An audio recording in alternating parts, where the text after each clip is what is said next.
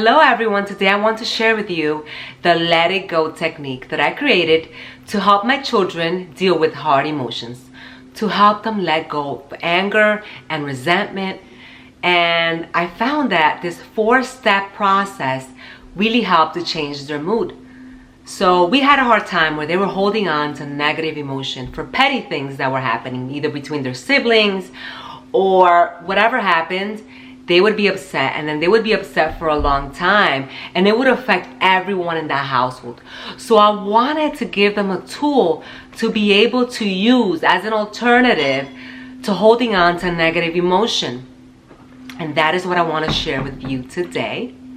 And so I'm going to go ahead and bring one of my kids in, which has benefited so much from this technique. All of my kids use it, but she uses it the most, and it has been an amazing change in her life.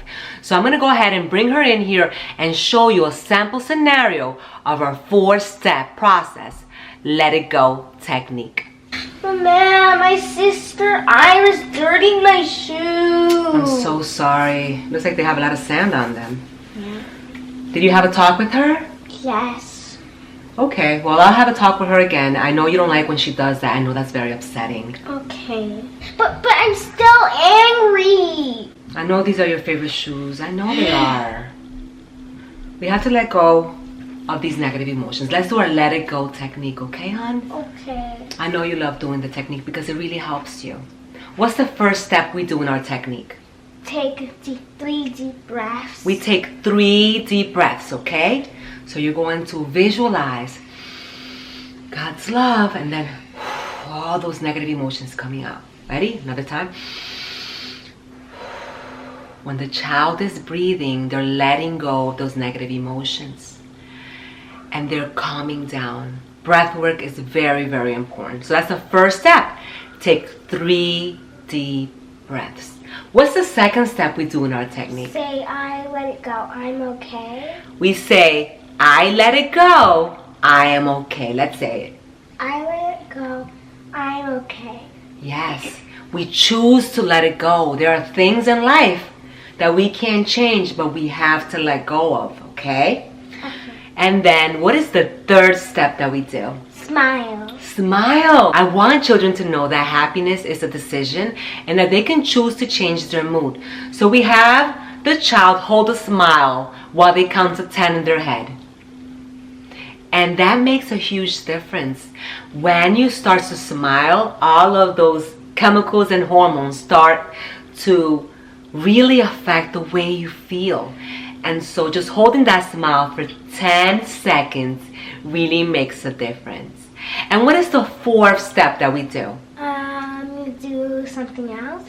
You choose to do something different. You leave the situation. You leave your sibling. And I like to give the child 3 alternatives of what they're going to do when they're upset. So they've done the 3 steps first. They first took 3 deep breaths. Then they said, I will let it go. I'm okay. Number 3, you hold a smile for 10 seconds. And number 4, you choose to do something else. And for children, it depends what they like to do. For Emily, what do you have for your 3 things that you choose to do when you're upset? What are your 3 things? Cartwheel. She likes to do cartwheels. So Emily's a little gymnast. And so when she's upset, she'll go practice her cartwheels. That is like an outlet for her. She loves doing cartwheels. She loves doing gymnastics. And that helps her feel better. What's another thing you like to do when you're upset? I like to play with my slime. She likes to play with slime. So slime is something that really helps children calm down. And the texture, just feeling the texture of the slime is very calming, and there is a sensory output when they're playing with slime. So I highly recommend slime or maybe a stress ball. It can be Play-Doh. It depends on your children and what they like to do. And what's the 3rd thing that you have on your list when you're upset? What do you like to do?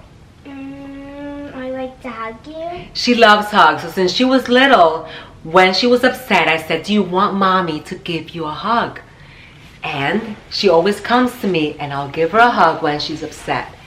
no matter what she's going through, when she gets mama's hug, she just feels better.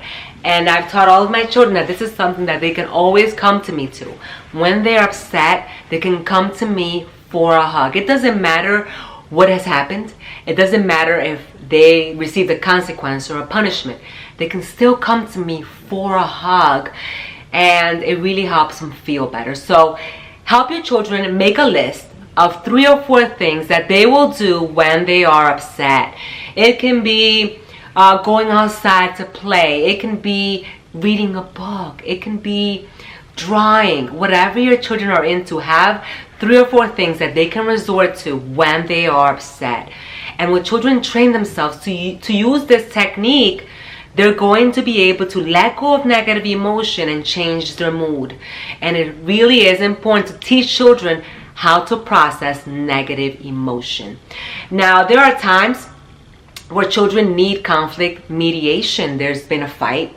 There's bigger things that need conflict mediation, and I will sit my children down and I will have a conflict mediation session with them. I can record this in another video, but this 4-step process is for small little things. You know, maybe their toy broke. They had a little disagreement with their sibling. Maybe they received a consequence or a punishment that they're not happy about. Maybe they lost something. Whatever it is, having that 4-step process that they can lean back onto will help them with their emotional intelligence. It's really important to focus on helping children deal with those negative emotions. My older kids use it. We use this 4-step process called Let It Go. Let me know what you think about this technique. And if you haven't already subscribed to my YouTube channel, please do. I share all about home education, character development, and I love sharing everything that I come up with you. I hope you have enjoyed this video, and I'll see you in the next video. Say bye, Em.